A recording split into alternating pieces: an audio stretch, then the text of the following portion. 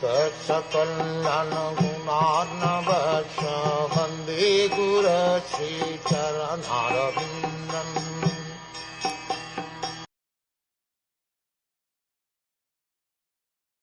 O Lord, who have a lotus navel, if a person happens to associate with a devotee whose heart always hankers after your lotus feet, seeking always their fragrance, he is never attached to the material body, or in a bodily relationship, to offspring, friends, home, wealth, and wife, which are very, very dear to materialistic persons.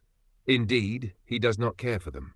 A special advantage in devotional service is that devotees not only enjoy the transcendental pastimes of the Lord by hearing and chanting and glorifying them, but also are not very much attached to their bodies, unlike the yogis, who are too attached to the body and who think that by performing bodily gymnastic exercises they will advance in spiritual consciousness.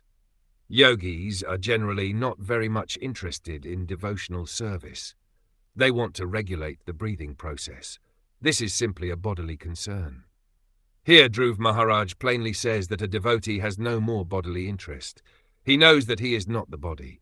From the very beginning, therefore, without wasting time in bodily exercises, a devotee searches out a pure devotee, and simply by his association becomes more advanced in spiritual consciousness than any yogi.